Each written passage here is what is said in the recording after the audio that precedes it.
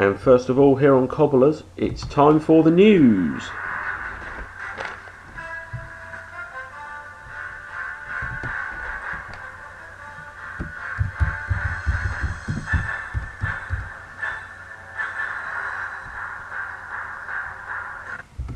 And first of all on the news this week is that Morecambe have parted company with manager Sammy McElroy.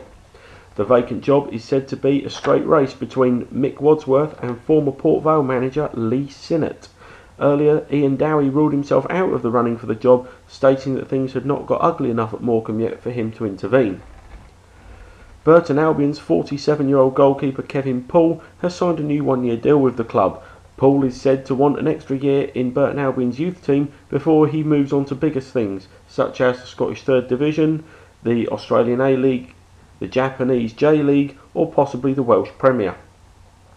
Also, Thomas Brolin is said to be making a comeback into English football to take Newcastle United's pre-season training sessions. Brolin says he has a tried and tested method for getting fit in pre-season, which has been turned into a song. We will listen to that now. That's it then. Can we hear that back? Now listen Fred, me missus said you're getting much too fat. She poked me in the belly saying you'll have to shift all that. You'll have to take some exercise, you'll have to understand. A balanced diet doesn't mean a pint in either hand. So I became a jogger to get that healthy glow. Jog with us, it's fit or bust, and jogging we will go. Jogging, jogging makes you big and strong. Jog with us, it's fit or bust, and sing the jogger's song. A swift half in the Star and then I started on me run, going like the clappers shouting Wembley here I come. But after several minutes I began to feel the strain. Just outside the Robins I got this horrible pain. Jogging, jogging makes you big and strong. Jog with us, it's fit or bust, and sing the jogger's song. It was chronic dehydration and it made me feel quite faint. So I nipped into the public bar and downed a couple of pints. But I kept me sense of purpose and to see me time well spent. Every 15 minutes I went jogging to the gents. Jogging, jogging makes you big and strong. Jog with us, it's fit or bust, and sing the jogger's song. I jogged up to the Miners' Arms and the Chip Chop on the way, the Croissants and the King's Head and the Chinese takeaway. And seeing it was closing time, I had one for the road, 2 for the pavement, 3 for the curb, and then I set off home. Jogging, jogging makes you big and strong. Jog with us, it's fit or bust, and sing the jogger's song. I was tired, but I was happy as I merrily jogged along. That's why I kept falling down and bursting into song. But what a disappointment, 'cause when I staggered home, I stepped upon the scales and found I'd put on half a stone.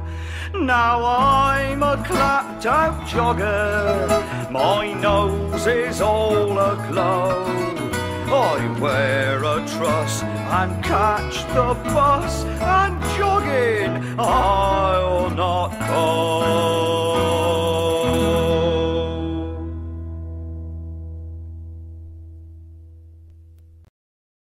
And now it's time to play Guess Which One?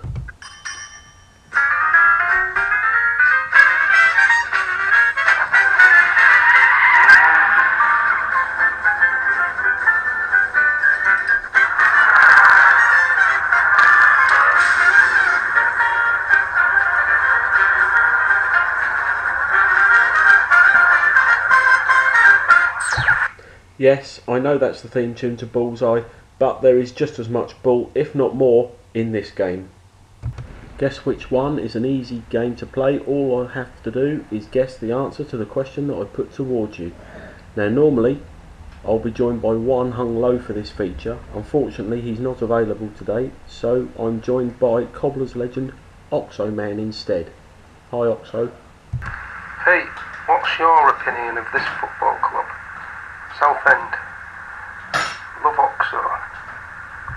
Anyone that has an opinion of Southend that would like to share it with Oxo, please put on the back of a pair of curly slippers and send it to us at cobblers.com. Now, on with the game. First question, Oxo. Earlier today, I poked 5 Chinese people on my friends book list. How many of those 5 people poked me back? Just say one Oxo Man for each person you think that poked me. Oxo Man, Oxo Man, Oxo Man. Love Oxo. Okay, so your guess was 3. Right, I had a look just before we started, and unfortunately it was just the one. I've only been poked by one Chinese person. Now this game is done on a points basis. You need 10 points to win a mankini. Unfortunately, you start on 1,000 and you get points deducted for how wrong you are. So unfortunately you just get the 1 point for that game, but there's still 2 more questions to go. Okay, second question. In Family Fortunes, a woman gave this answer to a question. Surveyed 100 people and asked them today the way of toasting someone. Michelle. Over fire.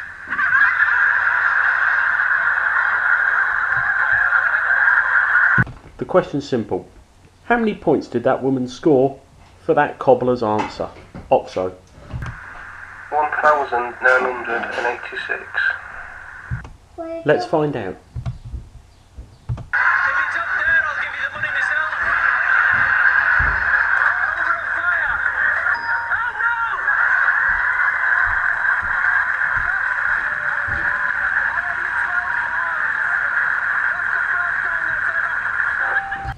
I don't know if you heard that, but the answer was 12. She got 12 points for that. So Oxo, your 1,986 is a little out.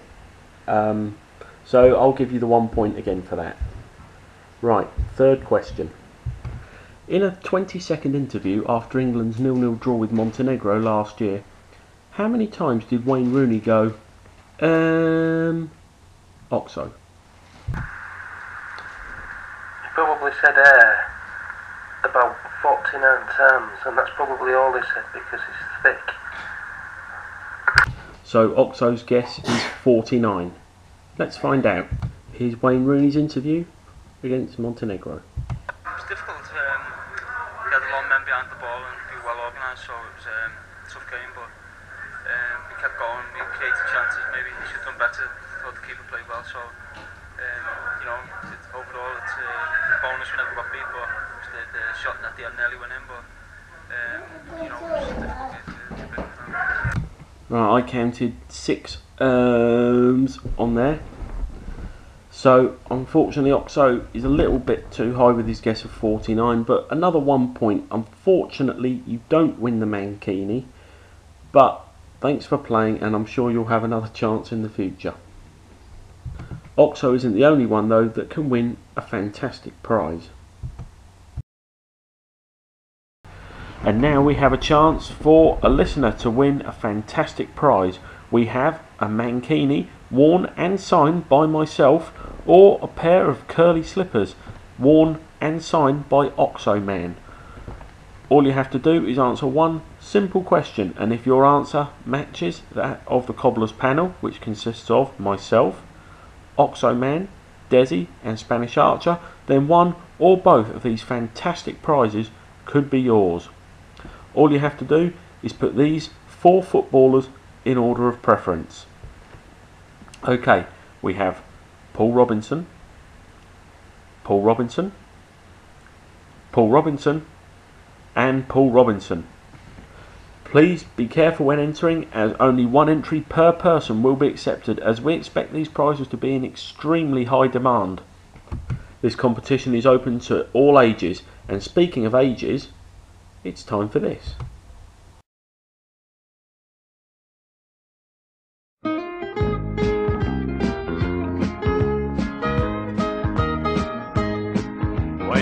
war with a chick in a disco bar.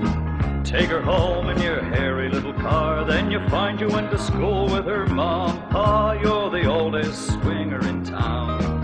When you won't look in a mirror in the light of day, swear you dyed it when your hair turns grey. When you zip up your Wranglers and your belly's in the way, you're the oldest swinger in town. Here you come and there you go, white wheels, smokes and a stereo, but the engine's clapped and the driver also is the oldest swinger in town.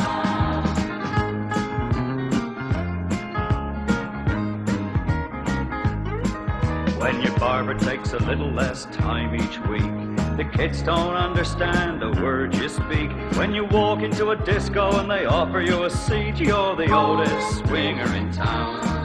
You prefer a pint of mild to Bacardi and Coke. The sounds are too loud and there's too much smoke. You'd like another dance, but you're scared you'll have a stroke. You're the oldest swinger in town. Here you come with your chest all bare, a little gold ingot and a lot of gold hair. Like the disco king meets Yogi Bear, you're the oldest swinger in town. When you're feeling as stiff as a skinhead's boot, rub on Vic where you used to splash fruit, and the latest punk fashion is your wedding suit. You're the oldest swinger in town. When you have to go shopping for your sex appeal, Travolta shades and 9-inch heels, you say a man is just as old as the woman he feels. You're the oldest swinger in town. Here you come with your lips closed tight, you never smile, you know it wouldn't look right, 'cause your dentures glow in ultraviolet light. You're the oldest swinger in town. Oldest swinger in town. And you look so mean 'cause your pants are too tight. You're the oldest swinger in town. And it takes you all night to do what you used to do all night. You're the oldest swinger in town. See, you're never too old to be a swinger. And you're never too young or too old to have problems. Now, I always like to think of myself as a little bit helpful and to offer advice where and when I possibly can. Now, I received a letter in from a listener, and I'd like to read it to you. There's obviously somebody with some problems, and let's see if we can help them out a little bit too. Okay. Let's just set the mood.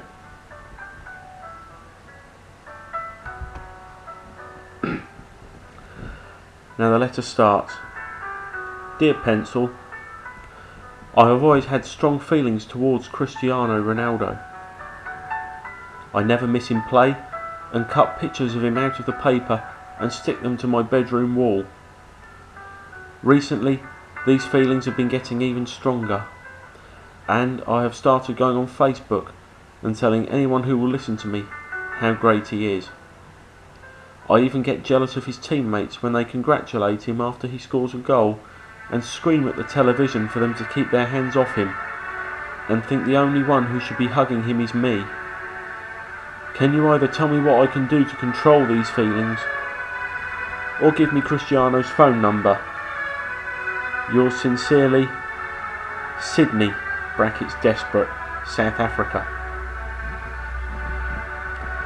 Well, Sydney, fortunately for Cristiano, I don't have his phone number, so I'm afraid you'll have to control the feelings that you have. I think you should take a cold shower every time you know Real Madrid are playing on the telly, and maybe start watching Barcelona or the Slug and Lettuce reserves instead.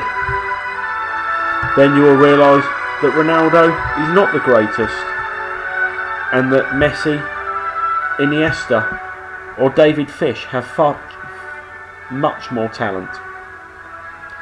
I hope I was able to help you, Sydney. Please feel free to contact me again in the future if you need my help again. Poor Sydney seems like such a lost soul, doesn't he? Okay, I'm afraid that's all we've got time for on the Pencilpete Show this week, but I hope to speak to you again really soon. Thank you, goodbye.